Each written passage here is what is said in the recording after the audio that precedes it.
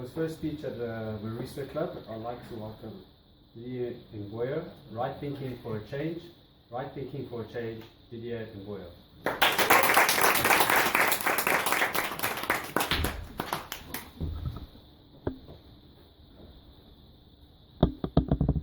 Good evening, fellow Toastmasters and guests. Actually, my name is Didier Mbayo. So today I've decided to talk about right thinking for a change. It's a topic that I believe can change someone's life. When I look at most of the people who are successful today, it's because they have the right thinking. Thinking shapes our life. So I've got some few quotes that I took from John C. Maxwell. Some of you know. Everything commences with a thought. Life consists of what a man is thinking about all day. So what is actually thinking? Can anyone give me a definition or have something in his mind of what is thinking? When we talk about thinking, what do you have in mind, Lucy? Ideas that come out from your head based on your past experiences. Interesting. Actually, the definition in Oxford Dictionary is that thinking is someone's opinion, thought. And I will definitely agree with Lucy that thinking is someone's thought, opinion, based on your belief system. And the belief system, to me, is made up of your experience, learnings, things that you were taught when you were young, and until you became adult, that have impacted your entire life. So, for example, when we talk about the belief system, we can say some people think,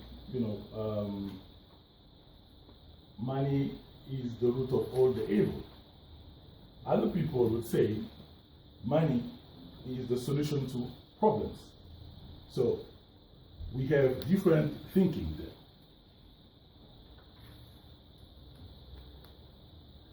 there. The term change is defined in the Oxford Dictionary as moving from one place to another. It's critical, to my view. I don't know about you, but it's critical that your thinking needs to help you to move forward. It's been said, according to experts, I cannot quote exactly which one. Per day, a person has 60 or 80,000 thoughts that goes through his mind. So that's incredible. If someone can bank on those 60,000 and 80,000 thoughts in the right way, you can imagine the change that can come up in his life. So there's been some study that have been done in, I think, one university in America, in Minnesota. They have actually proven that your thoughts and emotions have an impact in your life. I can just give you my example. I came in South Africa in 2002, and I was barely speaking English. And I didn't go to a specific course in English. I learned English just by reading books and going through my master's degree. But one of the things that helped me to be who I am today is because I had the right thinking. I decided that I'm going to go to varsity. And I remember my lecturer, the first day I walked in, she told me, Didier, you are crazy. I will never do what you're doing. I will never go in France and study in French. This is unacceptable. And I told her, the obstacle is the way. For me to make it, I have to do this master. And I did it. So for me, right thinking is really critical for somebody to change his life or to bring change in any form.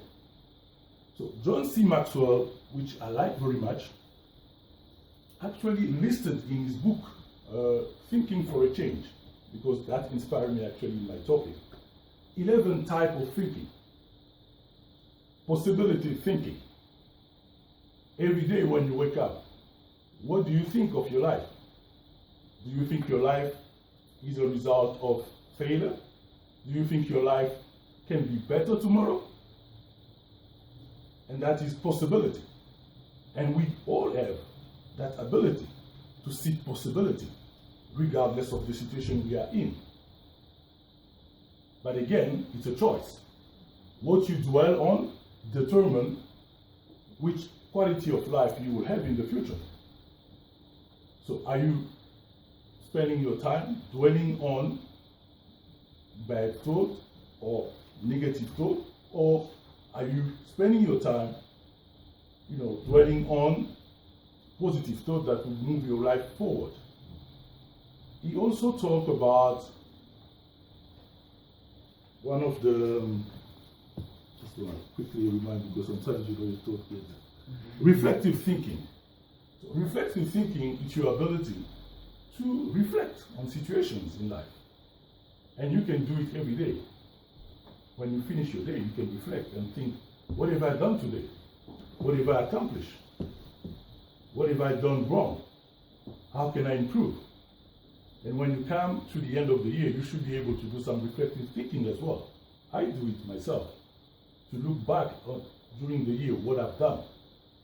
Did I achieve some of the goals that I had, or I am still in the process? And you also have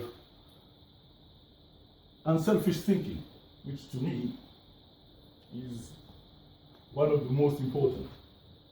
Thinking about others, adding value to others, instead of being selfish, because we're living in a society where everything is about me, me, me. We need to start thinking about helping others. So I will leave you with this thought from James Allen. He said, you are today where your thoughts have brought you, and you will be tomorrow where your thoughts take you. Thank you.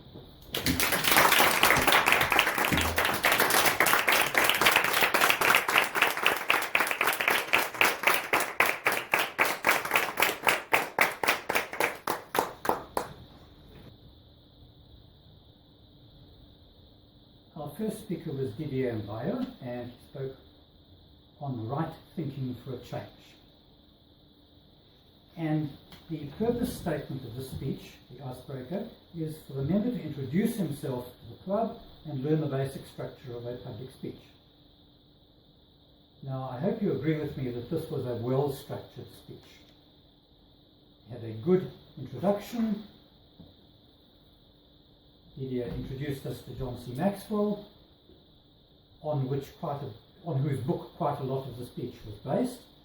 He gave us some more information on John C. Maxwell later on. He gave us a quote from James Allen, which wrapped things up very nicely at the end. So it was a well-structured speech. It just wasn't an icebreaker.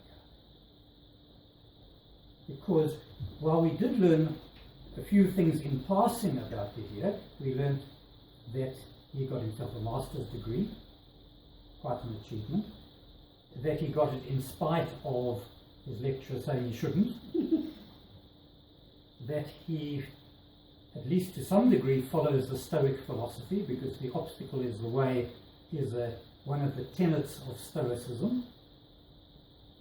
We learned that he likes John C. Maxwell and follows a lot of his advice.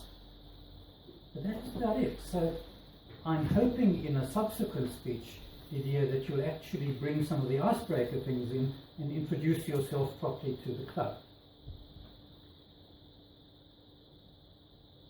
I don't think I've ever been at a meeting where we've asked a member to repeat an icebreaker. So I'm not going to ask you to repeat. We do, further on in the program, if we feel you haven't fulfilled the objectives, we may ask you to at least consider repeating.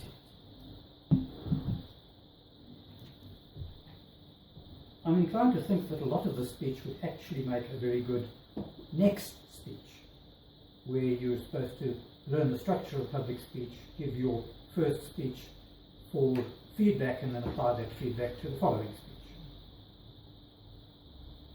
Very much as Karen did this evening.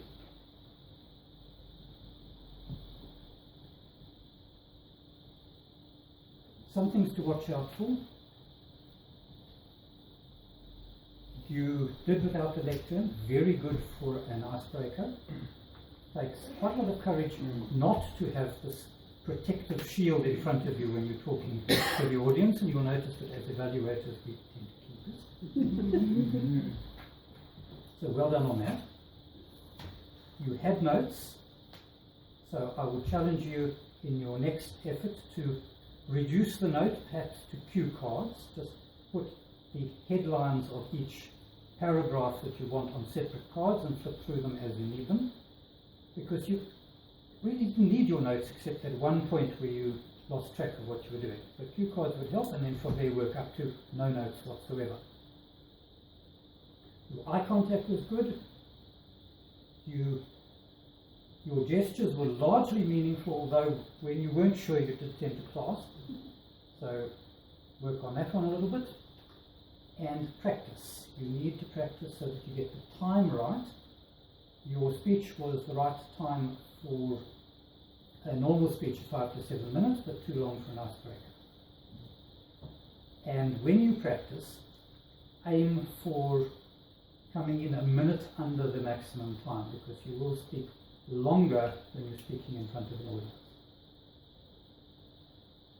Otherwise, a very good first speech, a bit off topic, but nevertheless a good first speech. Thank you for that. We look forward to your next one.